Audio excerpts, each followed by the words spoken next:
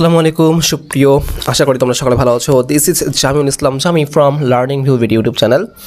আজকে আমরা এই জায়গা থেকে পড়া শুরু করবো, দ্যাট মিনস যোগাযোগের প্রাসঙ্গিকতা। চলো শুরু করা যাক। হ্যাঁ, সো এখানে অপারেশন কদমতলী গল্প থেকে 5টি কথা দেওয়া হলো।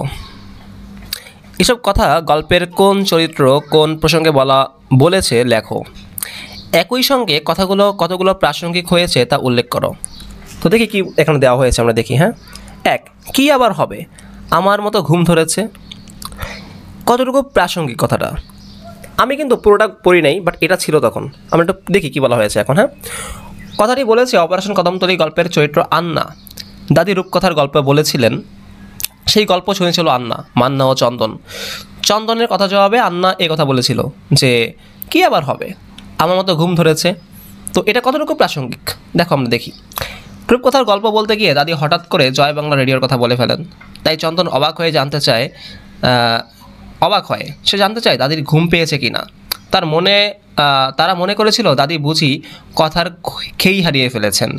এমন অবস্থায় চন্দনের কথার পরিপ্রেক্ষিতে আন্নার কথাটা প্রাসঙ্গিক। ঠিক আছে, যে চন্দন বলতেছে দাদির কি ঘুম পেয়েছে কিনা। আমরা দাদি যেহেতু বলছে জয় বাংলা রেডিওর কথা, ওরা ভাবছে কি এটা অপ্রাসঙ্গিক, মানে অন্য কথা বলতেছে। উনি তো গল্প বলতেছিল, বাট গল্প থেকে মনে হয় অন্য জায়গায় চলে যাচ্ছে। তো এই জন্য বলতেছে দাদি আপনার কি ঘুম আসছে কিনা, ঠিক আছে, আপনার কি হয়েছে। তো ও বলতেছে কি দাদি আপনার কি হয়েছে। তো তখন হচ্ছে ওই ও বলতেছিল, হ্যাঁ আন্না বলতেছিল কি আবার হবে, আমার মতো ঘুম ধরেছে। তার মানে কি দাদির কি আবার হবে, দাদি আমার মতো মানে ঘুম পাইছে, এই জন্য ভুলভাল বলতেছে, এরকম বলতেছে আর কি। হ্যাঁ, তার মানে কি কথাটা কিন্তু প্রাসঙ্গিক ছিল, মানে কি যে ও যা বোঝাতে চেয়েছিল, চন্দন যা বোঝাতে চেয়েছিল, আন্না কিন্তু এই কথার মাধ্যমে তাই বোঝাচ্ছে। যেহেতু দুজনের কথাই সেম, যা হয়েছিল এখানে পরিস্থিতি, ওই আলোকে কিন্তু এই কথা ঠিক আছে, অর্থ সেম, সো এটা প্রাসঙ্গিক। ওকে, এটা বলা হচ্ছে আর কি। যেমন আর কিছু যদি তোমাদের এক্সাম্পল দেই, সাপোজ হচ্ছে আমি আরেকটা অনেক খুশি। তো কেন খুশি, আজকে আমার রেজাল্টের কথা ছিল। তুমি বলতে পারতেছো যে আমাকে একজন প্রশ্ন করলো তুমি আজকে এত খুশি কেন, তো তুমি বললা কি আবার হবে, হয়তো ভালো রেজাল্ট করছে। তার মানে কি প্রাসঙ্গিক, ঠিক আছে, তো তাই না।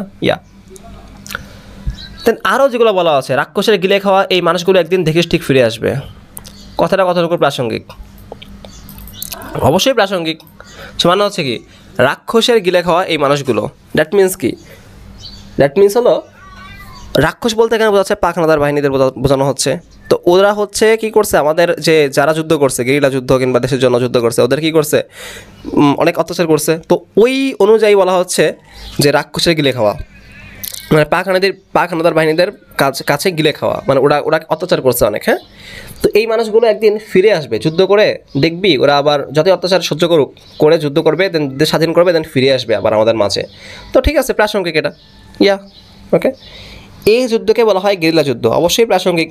ওইখানে বলা ছিল গেরিলা যুদ্ধের কথা, কি বলা ছিল এখানে, বলা ছিল যে যারা হচ্ছে লুকিয়ে লুকিয়ে নিজেকে আড়াল রেখে যুদ্ধ করে, শত্রুপক্ষের সাথে যুদ্ধ করে, তাকে বলা হয় গেরিলা যুদ্ধ। সো তাই এখানে বলা ছিল, তো প্রাসঙ্গিক। আমি কিন্তু এরপরে যেগুলো ছিল এইগুলা পুরো কিন্তু গল্পটা পড়ছিলাম না, তোমাদের বলছিলাম পড়তে। সো এই দুইটা হচ্ছে তোমরা সলভ করবা, বাকি যে দুইটা আছে তোমরা সলভ করবা। বেশি দিন আর নেই।